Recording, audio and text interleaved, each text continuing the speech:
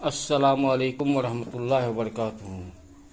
الحمدللہ رب العالمین والعاقبۃ للمتقین والصلاة والسلام علی اشرف الانبیاء والمرسلین نبینا محمد وعلی آلہ وصحبہ اجمعین، اما بعد۔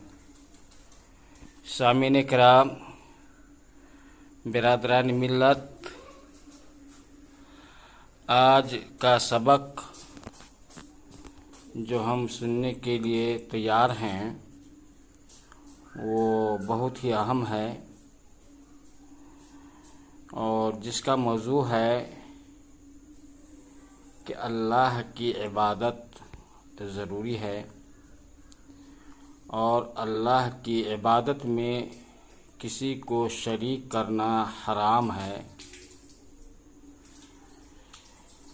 عبادت کے تعلق سے اس کے اندر پہلے یہ سمجھنا چاہیے کہ عبادت کا معنی کیا ہے اور یہ کن اصولوں کے اوپر قائم ہے۔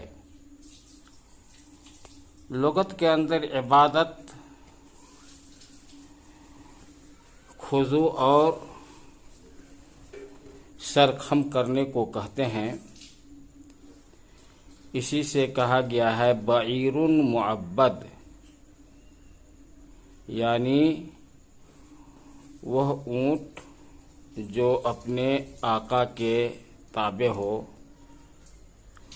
وہ طریق المعبد وہ راستہ جو بالکل تیار بنایا گیا ہو۔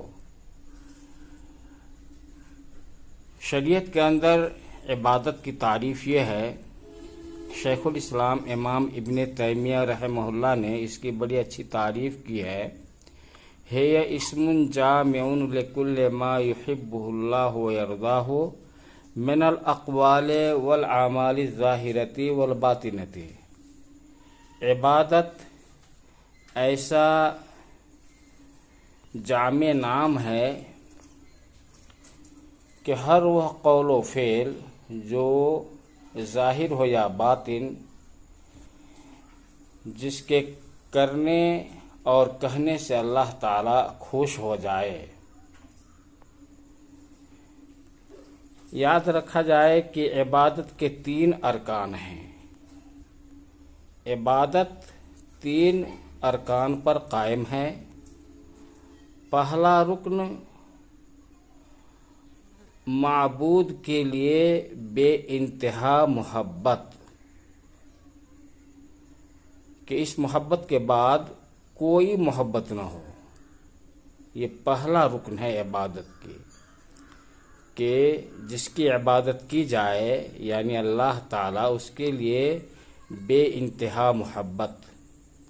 جیسا کہ اللہ تعالیٰ نے قرآن مجید کے اندر ارشاد فرمایا ہے، والذین آمنوا اشد حبا للہ، کہ جو لوگ ایمان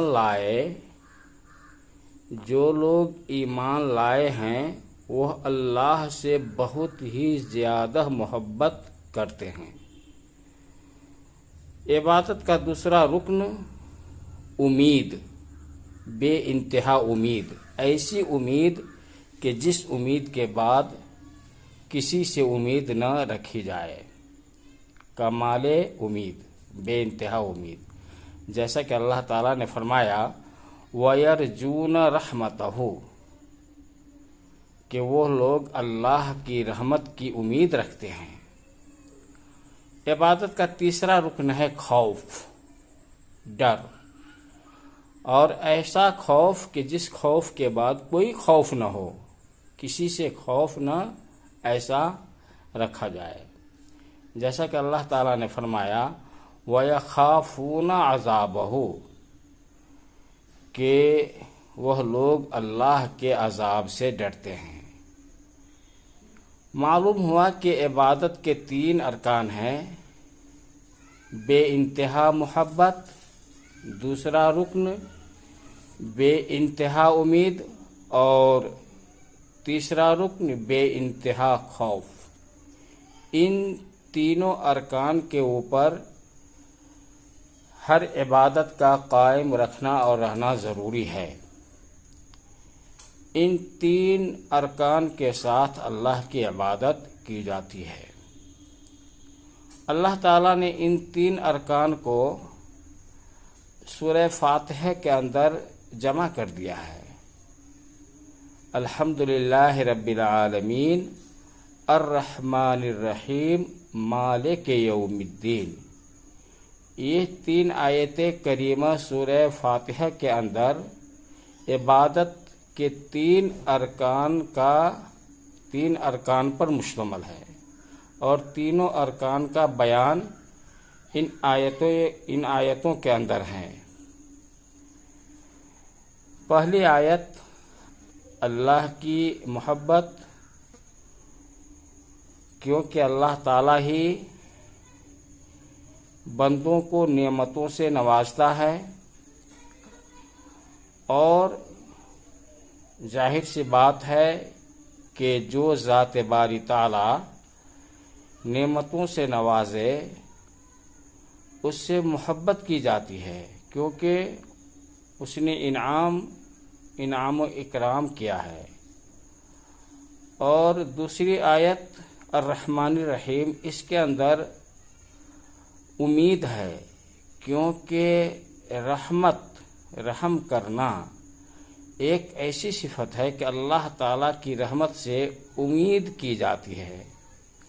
اور تیسری آیت کے اندر مالک یوم الدین، اس کے اندر خوف ہے، کیونکہ جزا اور سزا کے مالک کا دن، قیامت کے دن کا مالک، اور اس دن اگر آدمی ناکام رہے، حساب و کتاب کے اندر فیل ہو جائے، تو اللہ تعالیٰ اسے اپنے عذاب کے اندر گرفتار کر سکتا ہے، تو ڈر ہے۔ تو ان تین آیتوں کے اندر عبادت کے تینوں ارکان کا بیان ہے۔ الحمدللہ رب العالمین کے اندر محبت کا بیان ہے، اور الرحمن الرحیم کے اندر امید کا بیان، مالک یوم الدین کے اندر خوف کا بیان ہے۔ اسی لیے اللہ تعالیٰ نے ان 3 آیتوں کے بعد فرمایا ایاک نعبد، یعنی ہم تیری ہی عبادت کرتے ہیں اے رب، اے اللہ تعالیٰ ہم تیری ہی عبادت کرتے ہیں۔ ان 3 چیزوں کے بنا پہ، ان 3 چیزوں کے ذریعے، الحمدللہ رب العالمین تیری محبت کے ذریعے، اور رحمان الرحیم تیری رحمت کی امید کے ذریعے، تیری رحمت کی امید کی وجہ سے، مالک یوم الدین تیرے جزا اور سزا کے خوف کی وجہ سے۔ اور یہ بھی یاد رکھنا ضروری ہے کہ کوئی بھی عبادت 2 شرطوں کے بغیر قبول نہیں کی جا سکتی ہے۔ پہلی شرط ہے جس کی عبادت کی جاتی ہے، یعنی اللہ تعالیٰ کی، تو اس کے اندر عبادت کے اندر اخلاص ہو، کیونکہ اللہ تعالیٰ بغیر اخلاص کے کوئی بھی عمل قبول نہیں کرتا ہے، کوئی بھی عمل اللہ تعالیٰ کے لیے ہو۔ جیسا کہ اللہ تعالیٰ نے فرمایا وَمَا أُمِرُوا إِلَّا لِيَعْبُدُوا اللَّهَ مُخْلِصِينَ لَهُ الدِّينَ، کہ انہیں اسی بات کا حکم دیا گیا تھا کہ وہ اللہ کی عبادت کریں اور اسی کے لیے دین کو خالص رکھے۔ اور اللہ تعالیٰ نے فرمایا الا للہ الدین الخالص، یاد رکھو اللہ تعالیٰ کے لیے دین خالص ہے۔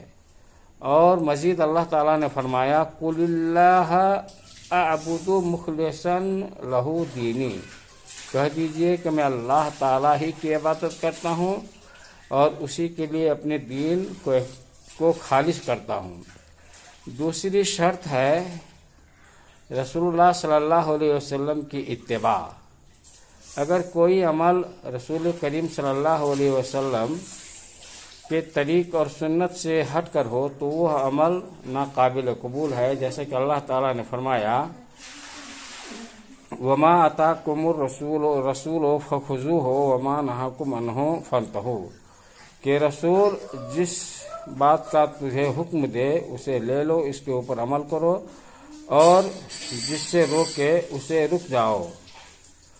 اور نبی کریم صلی اللہ علیہ وسلم نے فرمایا من احدث فی امرنا ھذا ما لیس منہ فہو رد، کہ جو آدمی میرے اس دین کے اندر، میرے اس دین میں کوئی نیا کام ایجاد کرے جس کے اوپر میرا حکم نہیں ہے تو وہ ناقابل قبول ہے، مردود ہے۔ تو یاد رکھنے کی ضرورت ہے کہ عمل کا کوئی اعتبار نہیں ہے سوائے اس عمل کے جس کے اندر اخلاص ہو اور رسول اللہ صلی اللہ علیہ وسلم کی سنت کی پیروی ہو۔ فضیل بن عیاض رحمہ اللہ فرماتے ہیں اللہ تعالیٰ کے اس قول کی تفسیر میں لِيَبْلُوَكُمْ أَيُّكُمْ أَحْسَنُ عَمَلًا، کہ اسی کے لیے، اللہ تعالیٰ کے لیے خالص کیا اور درست کیا۔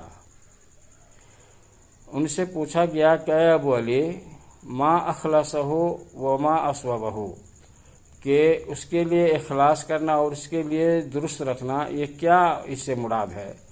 تو آپ نے جواب دیا اگر عمل خالص ہو اور درست نہ ہو تو